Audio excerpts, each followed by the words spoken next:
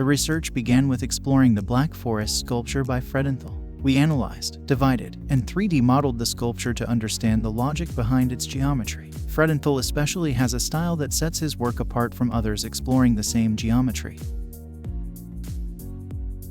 Fredenthal's designs drape the individual's basic brick of construction into a much larger geometry, making it hard time for the viewer to decipher. The composition of Black Forest can be decomposed into tetrahedra and octahedra. The entire fused polyhedron is composed of these two geometric figures. A tetrahedron is a three-dimensional figure made up of 4 triangular faces. An octahedron is a space figure with 8 faces that are polygons. It can be formed by 2 pyramids, by combining these equilateral tetrahedra and octahedra. We can obtain geometric figures that extend infinitely. The clay is first mixed in a pug mill, then formed by hand before being pushed into the canister to remove all air. The robots come with a number of tools. Here we're attaching the clay extruder using the tool change process. Next, we set our boards on the starting place and adjust our settings via the trackpad.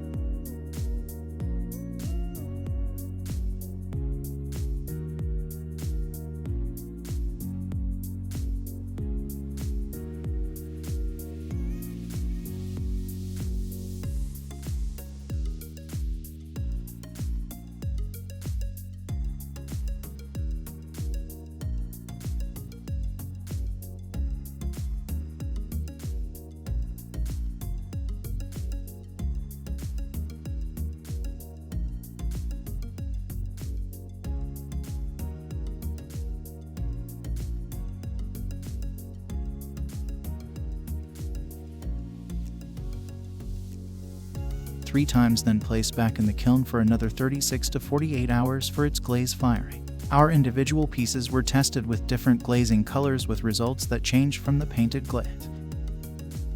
Once all of the pieces for our prototype model had been printed, dried, pieced, and glazed, we were ready to assemble. Our model was designed so each piece saddled onto one another for 5 different layers, each keeping the layer beneath it together.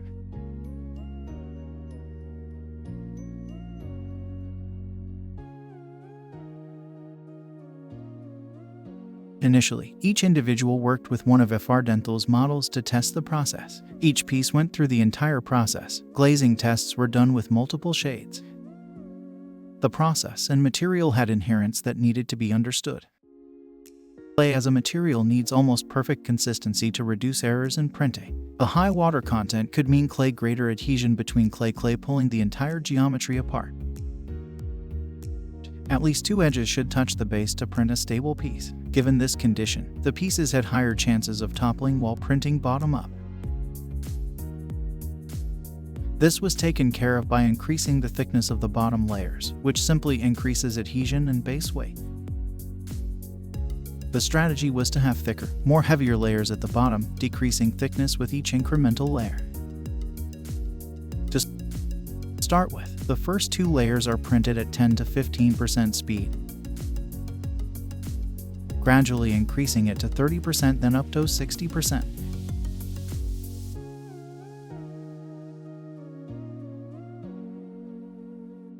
Micro-relief printing was to some extent affected based on the geometry face.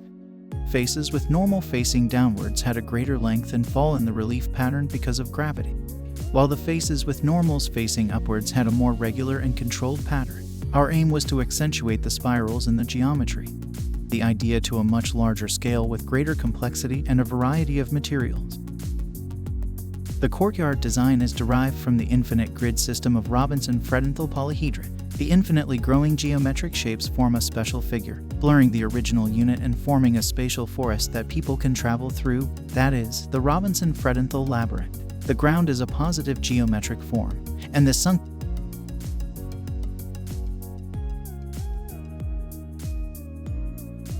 The infinitely growing geometric shapes form a special figure, blurring the original unit and forming a spatial forest that people can travel through, that is, the Robinson-Fredenthal labyrinth. The ground is a positive geometric form, and the sunken courtyard is a negative geometric form. The upper and lower spaces are intertwined, providing a more interesting passage for pedestrians. In terms of construction, large blocks are divided into modules of 750 mm, 1,500 mm, 3,000 mm, and 6,000 mm, and small bricks are further subdivided accordingly. Diagonal directions in different directions are used to present the spatial position of the overlapping blocks in front and back. According to the construction method of our prototype, the saddle joint is still used as the connection between layers.